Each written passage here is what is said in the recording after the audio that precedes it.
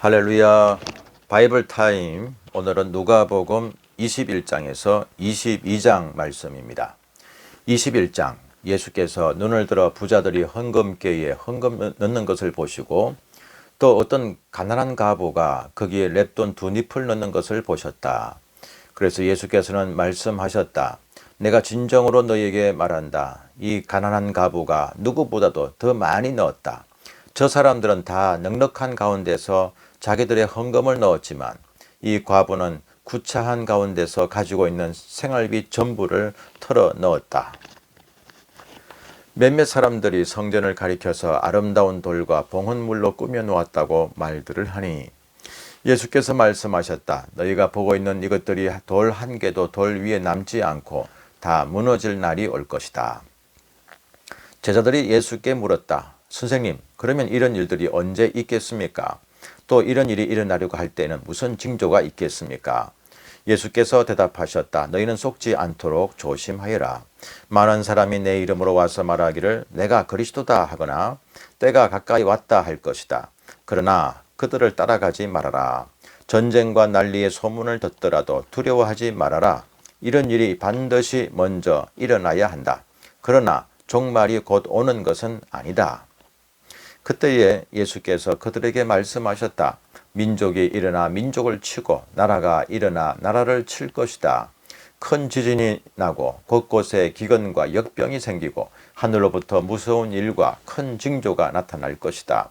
그러나 이 모든 일이 일어나기에 앞서 사람들이 너희에게 손을 대어 박해하고 너희를 해당과 감옥에 넘겨줄 것이다. 너희는 내 이름 때문에 왕들과 총독들 앞에 끌려갈 것이다. 그러나 이것이 너희에게는 정언할 기회가 될 것이다. 그러므로 너희는 변호할 말을 미리부터 생각하지 않도록 명심하여라. 나는 너희의 모든 적대자들이 맞서거나 반박할 수 없는 구변과 지혜를 너희에게 주겠다. 너희의 부모와 형제와 친척과 친구들까지도 너희를 넘겨줄 것이요 너희 가운데서 들어는 죽일 것이다. 너희는 내 이름 때문에 모든 사람에게 미움을 받을 것이다. 그러나 너희는 머리카락 하나도 잃지 않을 것이다. 너희는 참고 견디는 가운데 너희의 목숨을 얻으라. 예루살렘이 군대에게 포위당하는 것을 보거든 그 도성의 파멸이 가까이 온 줄 알아라. 그때에 유대에 있는 사람들은 산으로 도망하고 그 도성 안에 있는 사람들은 거기에서 빠져나가고 산골에 있는 사람들은 그 성 안으로 들어가지 말아라.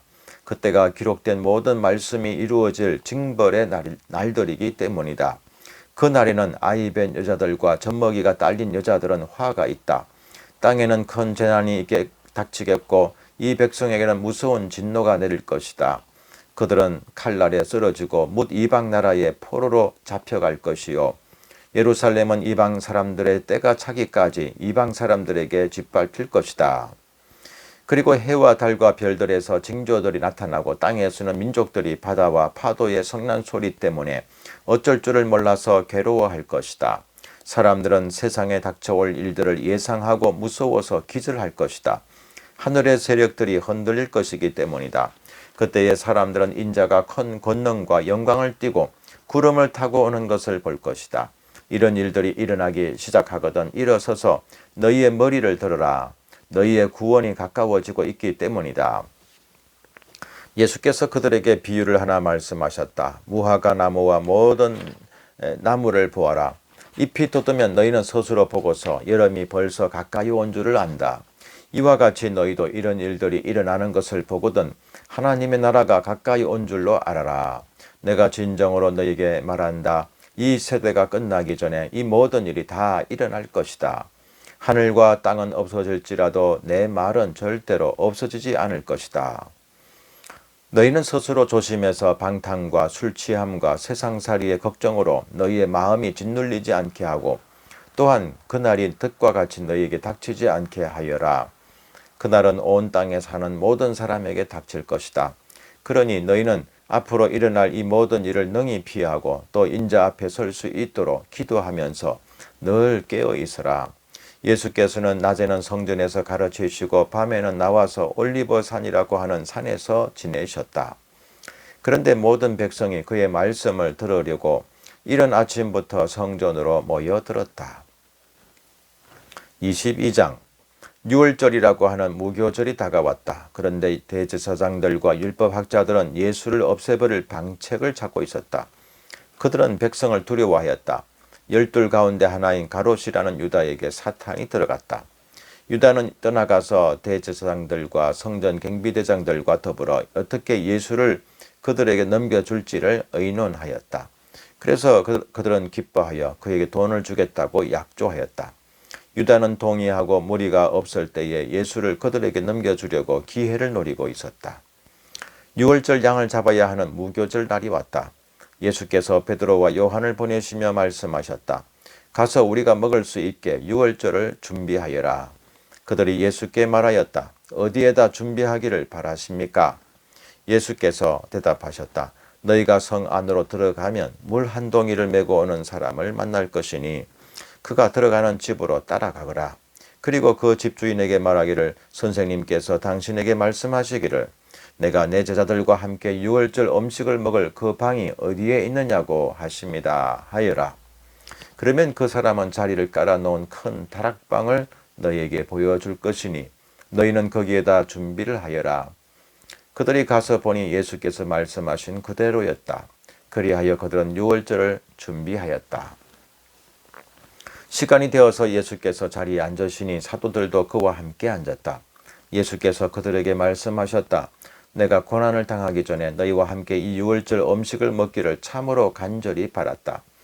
내가 너희에게 말한다. 유월절이 하나님의 나라에서 이루어질 때까지 나는 다시는 유월절 음식을 먹지 않을 것이다. 그리고 잔을 받아서 감사를 드리신 다음에 말씀하셨다. 이것을 받아서 함께 나누어 마셔라. 내가 너희에게 말한다. 나는 이제부터 하나님의 나라가 올 때까지 포도나무 열매에서 난 것을 절대로 마시지 않을 것이다. 예수께서는 또 빵을 들어서 감사를 드리신 다음에 떼어서 그들에게 주시고 말씀하셨다. 이것은 너희를 위하여 주는 내 몸이다. 이것을 행하여 나를 기억하여라. 그리고 저녁을 먹은 뒤에 잔을 그와 같이 하시고서 말씀하셨다. 이 잔은 너희를 위하여 흘리는 내 피로 세우는 새 언약이다. 그러나 보아라, 나를 넘겨줄 사람의 손이 나와 함께 상위에 있다. 인자는 하나님께서 정하신 대로 가지만 인자를 넘겨주는 그 사람에게는 화가 있다. 그들은 자기들 가운데 이런 일을 할 사람이 누구일까 하고 자기들끼리 서로 물었다. 제자들 가운데서 누구를 가장 큰 사람으로 칠 것이냐는 물음을 놓고 그들 사이에 말다툼이 벌어졌다. 예수께서 그들에게 말씀하셨다. 뭇 민족들의 왕들은 백성들 위에 군림한다. 그리고 백성들에게 권세를 부리는 자들은 은인으로 행세한다. 그러나 너희는 그렇지 않다. 너희 가운데서 가장 큰 사람은 가장 어린 사람과 같이 되어야 하고 또 다스리는 사람은 섬기는 사람과 같이 되어야 한다. 누가 더 높으냐? 밥상에 앉은 사람이냐? 시중 드는 사람이냐? 밥상에 앉은 사람이 아니냐? 그러나 나는 섬기는 사람으로 너희 가운데 있다. 너희는 내가 시련을 겪는 동안에 나와 함께 한 사람들이다. 내 아버지께서 내게 왕권을 주신 것과 같이 나도 너희에게 왕권을 준다. 그리하여 너희가 내 나라에 들어와 내 밥상에서 먹고 마시게 하고 옥자에 앉아서 이스라엘의 12지파를 심판하게 하겠다. 시몬아 시몬아 보아라, 사탄이 밀처럼 너희를 체질하려고 너희를 소나기에 넣기를 요구하였다. 그러나 나는 네 믿음이 꺾이지 않도록 너를 위하여 기도하였다. 네가 다시 돌아올 때에는 네 형제들을 굳세게 하여라. 베드로가 예수께 말하였다. 주님, 나는 감옥에도 죽는 자리에도 주님과 함께 갈 각오가 되어 있습니다. 그러나 예수께서 말씀하셨다. 베드로야, 내가 너에게 말한다. 오늘 닭이 울기 전에 네가 3번 나를 모른다고 할 것이다. 예수께서 제자들에게 말씀하셨다. 내가 너희를 돈주머니와 자루와 신발이 없이 내보냈을 때에 너희에게 부족한 것이 있더냐? 그들이 대답하였다. 없었습니다. 예수께서 그들에게 말씀하셨다. 이제는 돈주머니가 있는 사람은 그것을 챙겨라. 또 자루도 그렇게 하여라. 그리고 칼이 없는 사람은 옷을 팔아서 칼을 사라. 내가 너희에게 말한다. 그런 무법자들과 한패로 몰렸다고 하는 이 성경 말씀이 내게서 반드시 이루어져야 한다. 과연 나에 관하여 기록한 일은 이루어지고 있다. 제자들이 예수께 말하였다. 주님 보십시오. 여기에 칼 두 자루가 있습니다. 예수께서 그들에게 말씀하시기를 넉넉하다 하셨다. 예수께서 나가시어 늘 하시던 대로 올리브 산으로 가시니 제자들도 그를 따라갔다.